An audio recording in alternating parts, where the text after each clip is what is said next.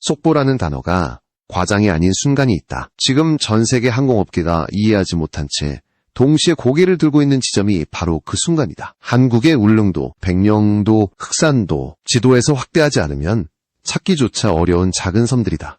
이 섬들의 건설 중이거나 추진 중인 공항의 공통점은 단 하나다. 활주로 길이 1200m, 대형 여객기는 착륙이 불가능하고 기존 항공시장의 상식으로 보면 수익성이 성립하기 어려운 조건이다. 그런데 이상한 일이 벌어지고 있다. 브라질의 엠브라에르, 프랑스의 ATR, 이스라엘의 IAI, 캐나다의 봄바르디에 출신 인사들까지 동시에 한국의 도서공항 데이터를 들여다보고 있다는 사실이다. 전 세계에는 이미 3,500개가 넘는 소형 공항이 존재한다. 활주로가 짧고 수요가 제한적이며 대부분 만성적자 상태에 놓여 있다. 그렇다면 질문은 자연스럽게 이어진다. 왜 수천 개의 소형 공항 중에서도 하필 한국의 도서공항이 글로벌 항공기 제조사와 금융가를 긴장시키는가? 왜 이 작은 섬들이 국제 항공산업의 새로운 변수로 떠오른 것인가? 그리고 더 나아가 왜 월스트리트에서는 울릉도 하나만 완공돼도 동아시아 항공판도가 뒤집힌다는 말이 공공연히 오르내리기 시작했는가? 이 현상은 단순한 공항 건설 뉴스로 설명되지 않는다. 항공업계는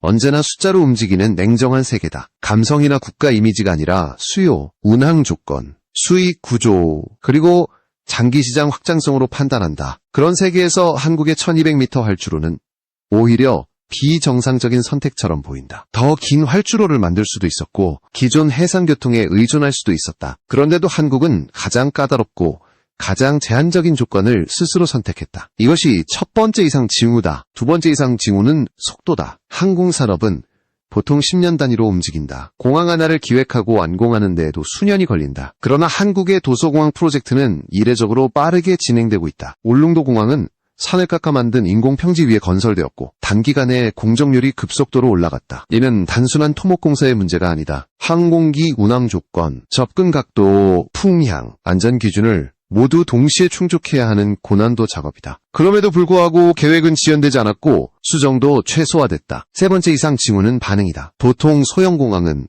항공사들이 외면한다. 기체 운용 효율이 떨어지고 정비 비용 대비 수익이 낮기 때문이다. 그런데 이번에는 반대로 제조사들이 먼저 움직였다. 특정 기종이 한국의 도서공항 조건에 맞는지, 1200m 활주로에서 이착륙 시 연료 효율과 회항률이 어떻게 변하는지, 하루 운항 횟수를 몇 회까지 끌어올릴 수 있는지에 대한 분석이 동시에 시작됐다. 이는 누군가가 이미 이 실험의 결과를 어느 정도 예상하고 있다는 뜻이다. 항공산업에서 실험장은 곧 미래 시장의 축소판이다. 복잡한 지형, 짧은 활주로, 제한된 수요, 높은 안전기준, 이 네 가지 조건을 동시에 만족시키는 모델을 만들 수 있다면 그 모델은 전 세계 어디든 적용할 수 있다. 한국의 도서공항은 바로 그 네 가지 조건을 모두 갖춘 공간이다. 산악지형과 해상기후, 관광 수요와 안보 환경이 동시에 얽혀있는 이 섬들은 항공기 제조사와 운영사 입장에서 보면 하나의 거대한 시험장이 된다. 여기서 중요한 점은 한국이 이 사실을 우연히 만들어낸 것이 아니라는 점이다. 이 프로젝트는 처음부터 선택된 조건 위에서 설계되었다. 대형 항공기를 받아들이기 위한 공항이 아니라 짧은 활주로에서도 안정적으로 수익을 낼 수 있는 운항 모델을 검증하기 위한 구조다. 다시 말해 공항이 목적이 아니라 공항을 둘러싼 항공산업 구조 전체가 목적이라는 의미다. 이제 질문은 달라진다. 이 작은 섬들이 단순한 지역개발 프로젝트가 아니라면 한국은 무엇을 시험하고 있는가? 왜 전 세계 항공업계가 동시에 같은 지점을 바라보고 있는가? 그리고 이 실험이 성공할 경우 누가 가장 큰 변화를 맞이하게 되는가? 이 질문에 답하기 위해서는 한국 바깥, 즉 글로벌 항공시장과 금융가의 시선으로 이 현상을 다시 들여다볼 필요가 있다. 이제부터 이야기는 공항이 아니라 그 공항을 둘러싼 숫자와 판단, 그리고 세계 항공산업의 구조로 이동한다. 항공산업에서 가장 먼저 움직이는 집단은 언제나 제조사가 아니다. 그보다 한 발 앞에서 시장의 방향을 감지하는 곳은 금융가와 투자 분석가들이다. 항공기는 한 대를 개발하는데 수조 원이 들어가고 실패하면 회수 자체가 불가능하다. 그래서 이 산업에서는 언제나 숫자가 먼저 반응하고 그 다음에 기술이 움직인다. 한국의 도서공항 프로젝트가 전 세계 항공업계에 파장을 일으키기 시작한 지점도 바로 여기에서부터다. 월스트리트와 유럽금융권에서 동시에 같은 데이터가 회람되기 시작했다. 핵심은 단순했다. 활주로 1200m 라는 극단적인 조건에서 항공사가 지속적으로 흑자를 낼 수 있는 운항 모델이 성립 가능한가? 기존의 항공경제학 교과서라면 답은 부정적이다. 짧은 활주로는 이착륙 중량을 제한하고 이는 곧 좌석수 감소와 수익성 악화로 이어진다. 그래서 지금까지 전 세계 소형 공항 대부분은 보조금 없이는 유지되지 못했다. 하지만 한국 사례를 들여다본 분석가들은 다른 계산을 시작했다. 먼저 지형이다. 한국은 국토의 70%가 산악지형이며 도서지역은 해상기후의 영향을 강하게 받는다. 이 말은 곧 육상교통과 해상교통이 모두 한계를 가진다는 뜻이다. 즉, 항공 수요는 선택이 아니라 필수에 가깝다. 두 번째는 인구 밀도다. 국토 면적은 작지만 이동 수요는 매우 집중되어 있다. 관광 성수기에는 단기간에 수요가 폭발적으로 증가하고 비수기에도 최소 수요선이 무너지지 않는다. 여기서 금융가가 주목한 지점은 좌석수가 아니라 회전율이었다. 기존의 대형 여객기는 하루에 한두 편 운항이 한계다. 하지만 소형기체를 활용하면 같은 노선에서 하루 10편 이상 운항이 가능하다. 좌석수는 줄어들지만 탑승률은 오히려 높아진다. 항공권 가격을 세분화할 수 있고 시간 선택권이 늘어나면서 수요가 분산된다. 이는 단순히 비행기를 띄우는 문제가 아니라 수익 구조 자체를 바꾸는 접근이다. 이 논리가 성립하기 시작하자 숫자가 움직였다. 전 세계 공항 데이터베이스를 기준으로 활주로 길이 1200m 내외의 공항을 필터링하면 약 3,500개에 가까운 후보군이 나타난다. 이 공항들의 공통점은 하나다. 수요는 있지만 기존 기체로는 수익성이 낮지 않아 방치되거나 축소 운영 중이라는 점이다. 만약 한국에서 이 조건을 만족하는 항공 모델이 증명된다면 그 순간 이 3,500개 공항은 모두 잠재 시장으로 바뀐다. 투자 분석에서 가장 위험한 순간은 시장이 이미 움직인 뒤에 뛰어드는 것이다. 그래서 일부 분석가들은 한국 사례를 단순한 지역 개발이 아니라 글로벌 소형 항공시장의 기준점이 될 수 있는 실험으로 보기 시작했다. 한국은 의도적으로 가장 까다로운 환경을 선택했고 그 환경에서 작동하는 모델을 만들고 있다.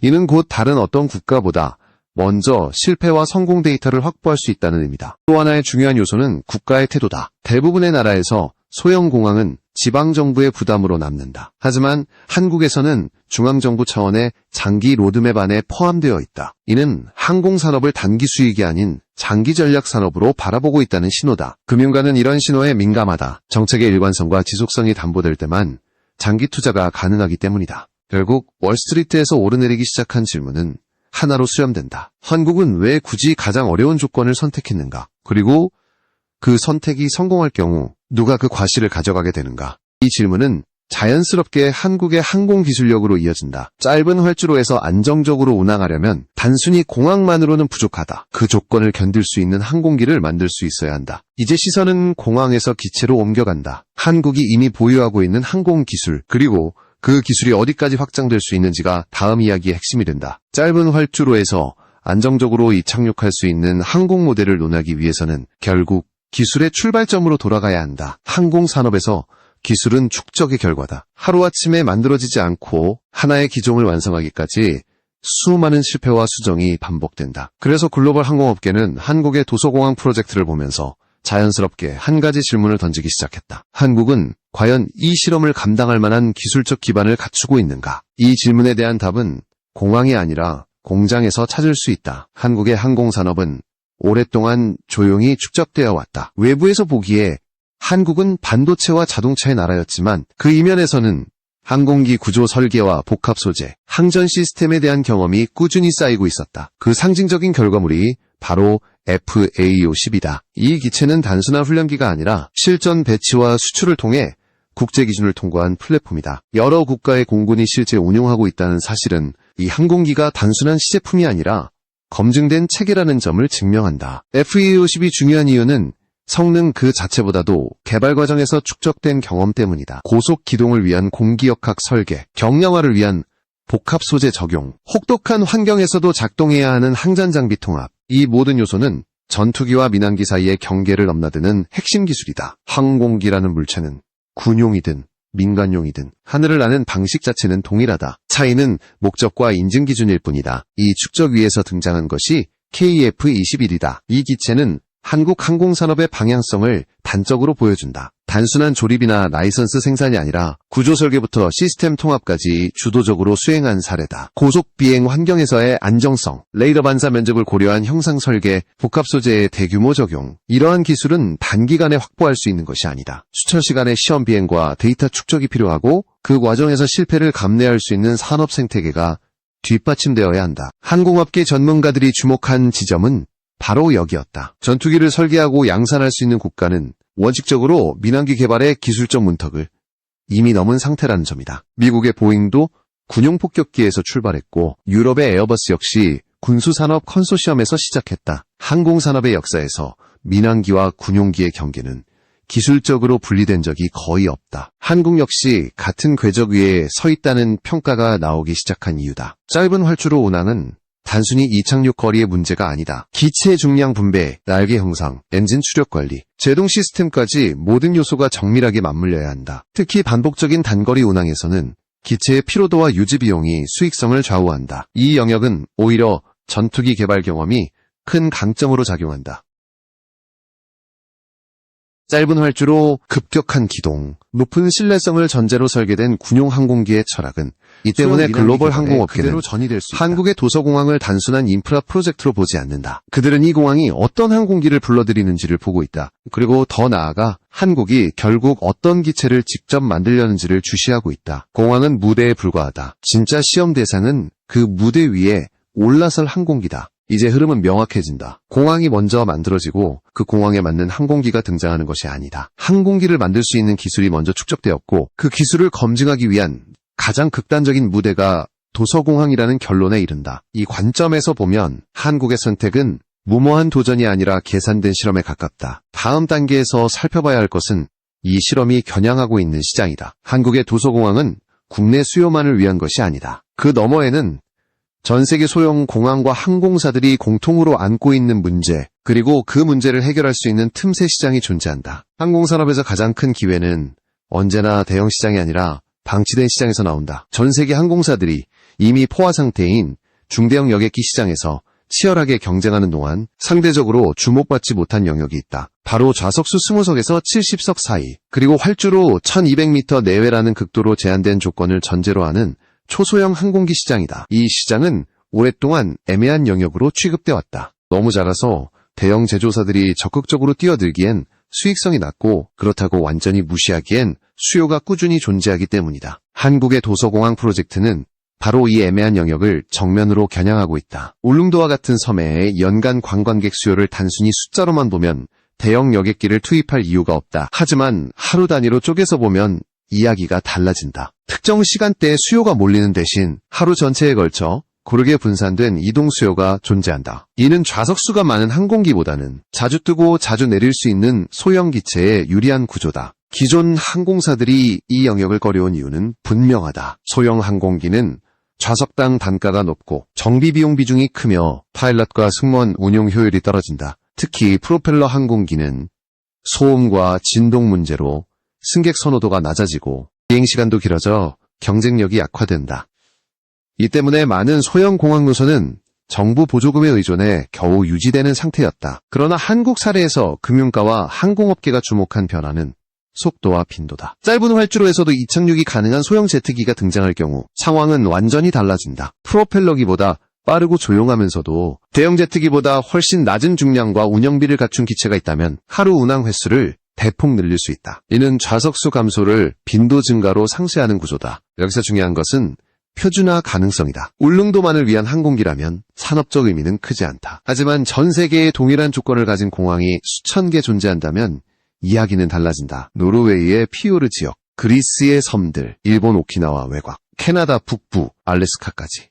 이 지역들의 공통점은 지형이 험하고 기후가 까다로우며 활주로 확장이 어렵다는 점이다. 한국이 이 조건에서 성공 모델을 만든다면 그것은 곧 글로벌 표준 후보가 된다. 이 시장이 매력적인 이유는 규모보다 확장성에 있다. 하나의 기체를 여러 국가의 수십 개 공항에 동시에 적용할 수 있다면 생산 단가와 유지 비용은 급격히 낮아진다. 항공기 제조사 입장에서 가장 두려운 것은 소량 생산이다. 반대로 가장 안정적인 수익 구조는 특정 조건에 특화된 기체를 대량으로 반복 판매하는 모델이다. 한국의 도서공항은 바로 그 반복 가능한 조건을 제공한다. 또 하나 간과할 수 없는 요소는 운영 데이터다. 항공산업은 규제 산업이다. 안전기준과 인증 절차는 국가별로 다르지만 실운항 데이터는 그 어떤 서류보다 강력한 설득력을 가진다.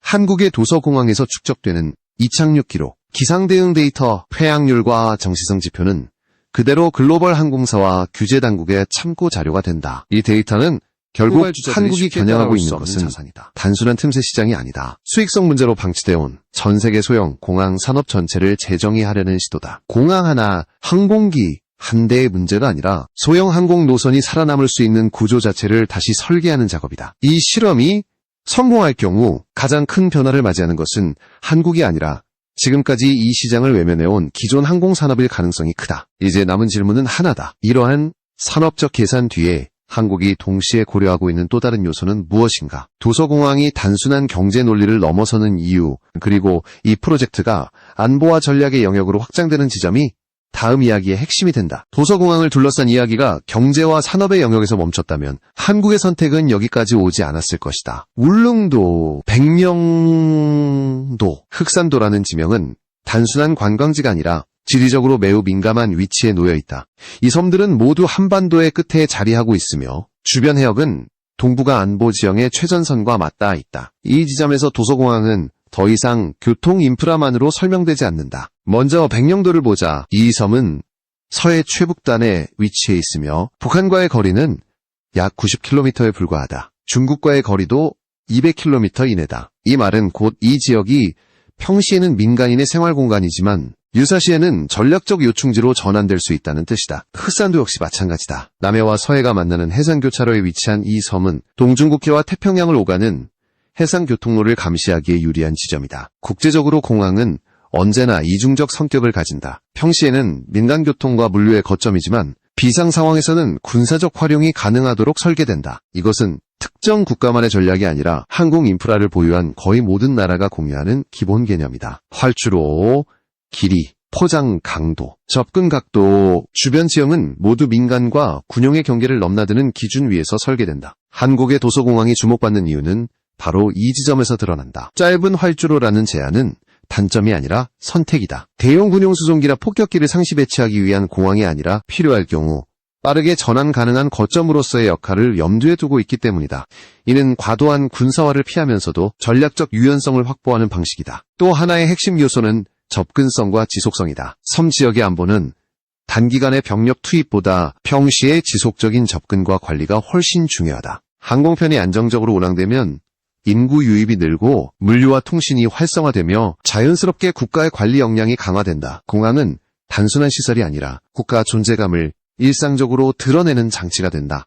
이 점에서 도서공항은 통일 시나리오와도 맞닿아 있다. 한반도 통일이 언제, 어떤 형태로 이루어질지는 누구도 확신할 수 없다. 그러나 분명한 것은 통일 이후 교통 수요가 급격히 증가한다는 사실이다. 독일의 사례가 이를 보여준다. 통일 직후 기존의 철도와 도로망만으로는 이동 수요를 감당할 수 없었고 단거리 항공 노선이 급증했다. 한국은 이 경험을 면밀히 분석해왔다. 산악지형이 많은 한반도에서는 육상교통망 확장이 쉽지 않다. 특히 북한 지역의 인프라는 장기간의 재건이 필요하다. 이 과정에서 항공은 가장 빠르고 현실적인 연결수단이 된다. 도서공항에서 검증된 짧은 활주로 운항 모델은 통일 이후 한반도 전역으로 확장될 수 있는 실험 데이터가 된다. 지금의 섬은 미래의 내륙을 위한 예행 연습인 셈이다. 이 모든 맥락을 종합하면 도서공항은 경제와 안보, 미래 전략이 겹쳐지는 지점에 놓여 있다. 겉으로는 관광과 지역 개발을 이야기하지만 그 이면에는 장기적 국가 전략이 깔려 있다. 그리고 이 전략의 특징은 과시가 아니라 준비다. 크게 선언하지 않고 조용히 기반을 쌓으며 필요할 때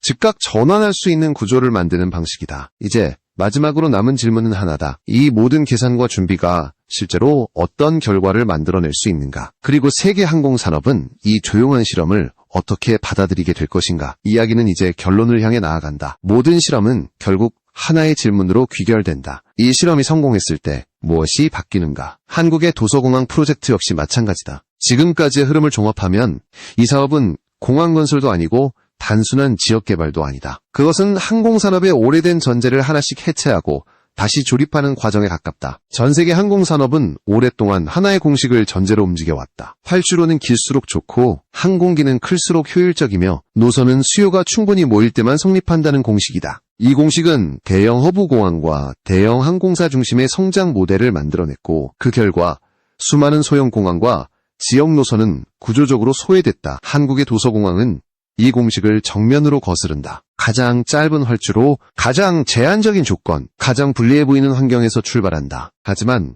바로 그 지점에서 새로운 기준이 만들어진다. 만약 1200m 활주로에서 안정적인 운항과 수익성이 동시에 입증된다면 항공산업의 판단 기준은 완전히 달라진다. 이제까지 불가능하다고 여겨졌던 공항들이 가능성의 영역으로 이동한다. 대형 항공사가 아닌 중소항공사, 신생항공사에게도 새로운 기회가 열린다. 항공시장의 중심이 일부 거대 허브에서 다수의 지역 거점으로 분산되는 구조가 현실화된다. 이 변화의 파급력은 항공기 제조사에만 국한되지 않는다. 공항, 설계, 관제 시스템, 정비 산업, 조종사 훈련까지 모든 분야에 영향을 미친다. 짧은 활주로 운항을 전제로 한 새로운 표준이 등장하면 그에 맞는 인프라와 서비스가 연쇄적으로 재편된다. 이 과정에서 먼저 실험을 끝낸 국가는 자연스럽게 기준을 제시하는 위치에 서게 된다. 한국이 조용히 쌓아 올리고 있는 것은 바로 이 기준이다. 대규모 선언이나 과장된 홍보 없이 실제 운항과 데이터로 증명하는 방식이다. 이는 항공산업에서 가장 강력한 설득 수단이다. 수천 페이지의 보고서보다 수만 회의 안전한 이착륙 기록이 더 큰 힘을 가진다. 한국의 도서공항은 그 기록을 만들어내는 현장이 된다. 또 하나 주목해야 할 점은 시간이다. 항공산업의 변화는 느리지만 한 번 방향이 정해지면 되돌리기 어렵다. 지금 이 순간에도 전 세계의 항공사와 제조사들은 다음 20년을 내다보고 결정을 내리고 있다. 한국이 이 시점에서 가장 극단적인 조건의 실험을 먼저 완수한다면 후발주자들은 이미 정해진 흐름을 따라갈 수밖에 없다. 이제 이 프로젝트는 한국만의 문제가 아니다. 세계 항공산업 전체가 이 실험의 결과를 기다리고 있다. 성공한다면 작은 섬에서 시작된 선택이 글로벌 항공시장의 지형을 바꾸는 계기가 된다. 실패하더라도 그 실패의 데이터 역시 다음 세대 항공 모델의 출발점이 된다. 어느 쪽이든 이 실험은 이미 의미를 획득했다. 결국 한국의 도서공항은 질문을 던진다. 항공산업은 반드시 크고 길어야만 하는가? 이동은 항상 한 곳으로 집중되어야만 하는가? 그리고 국가의 미래 전략은 언제나 눈에 띄어야만 하는가? 한국은 이 질문에 말이 아닌 구조로 답하고 있다. 조용히, 그러나 되돌릴 수 없는 방식으로. 이 실험이 끝났을 때 세계는 더 이상 울릉도와 백령도를 단순한 섬으로 보지 않게 될 것이다. 그것들은 항공산업의 새로운 기준이 태어난 장소로 기록될 가능성이 크다. 그리고 그 기준은 지금 이 순간에도 짧은 활주로 위에서 조금씩 현실이 되어가고